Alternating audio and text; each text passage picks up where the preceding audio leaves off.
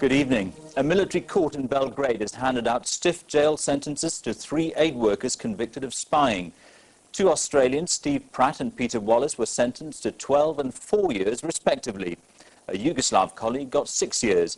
The spying convictions came on a day when there were signs of optimism in Belgrade that the latest Russian peace mission had made some progress, although NATO insists it won't halt its air attacks on Yugoslavia until President Milosevic agrees to its conditions.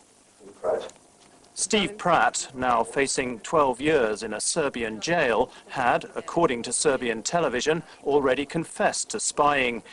He was seized with his colleague Peter Wallace at the end of March as they were leaving Serbia. They were planning to join the charity Care Australia's projects in the camps for Kosovar refugees. The severity of their sentences came as a shock. What worries me, and we have yet to analyse, is why the sentences are as long as they are, because I think that, well, first of all, I think they should be acquitted. I think they've committed no crime. But that will be something that will have to be argued fresh when we go to the appellate stage. The treatment of these 2 aid workers and 1 Yugoslav colleague is in stark contrast to Serbia's other captives. 3 American soldiers who were captured on the Macedonian border on the same day were later released with the help of the Reverend Jesse Jackson. Despite this possible hardening of Belgrade's stance, Moscow's envoy Viktor Chernomyrdin left on Friday hopeful of progress. Later, Yugoslavia said it accepted the principles set out by the G8 industrialized countries. That in turn prompted a cautious welcome from NATO leaders. France and Germany have suggested the possibility of a G8 meeting. I think it's a good initiative. As I said before, whatever can be done on the diplomatic front, it will be more than welcome.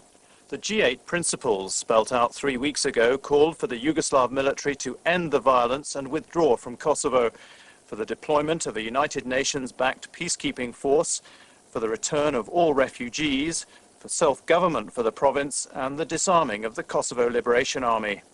The main sticking point is likely to be the Serbs' rejection of NATO peacekeepers in Kosovo. Instead, Belgrade wants Russian troops together with some Serb forces. NATO says there'll be no let-up in the bombing. The Kosovo capital, Pristina, was among the latest targets.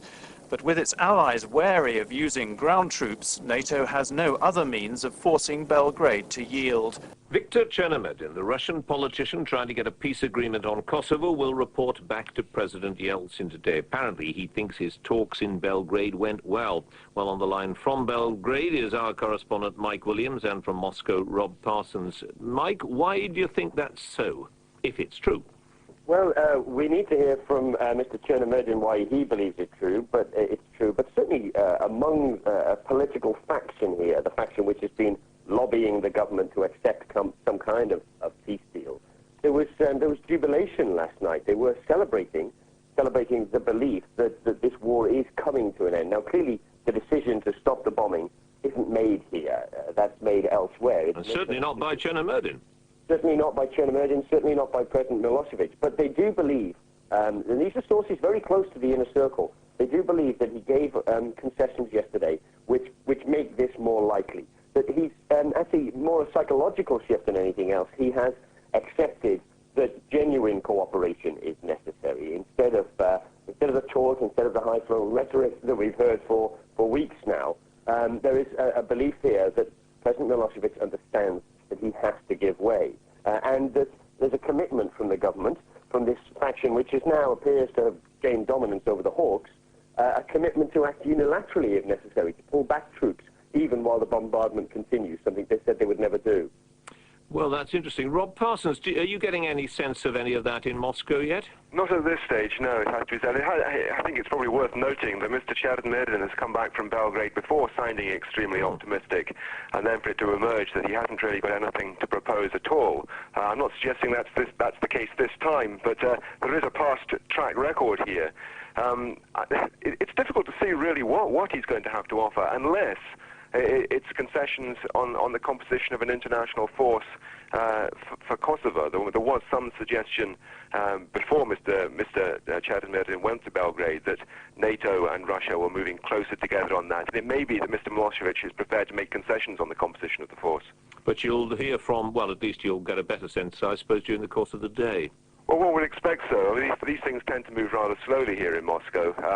It's likely the talks will go on for not for a great deal of time, probably half an hour or so, and then we probably won't hear anything for several hours whilst the Foreign Ministry and Mr. Chernomyrdin mull over what to say to the public. So I wouldn't expect an immediate announcement. When you talk, Mike, about concessions, or when we talk about concessions, what is the minimum that Milosevic can offer now that would cause NATO to say, OK, the absolute bare minimum?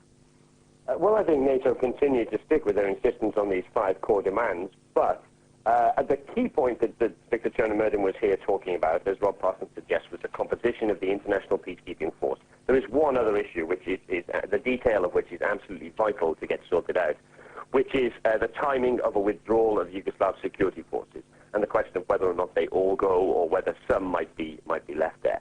It's on those issues that President Milosevic has to give way if the bombing is to stop.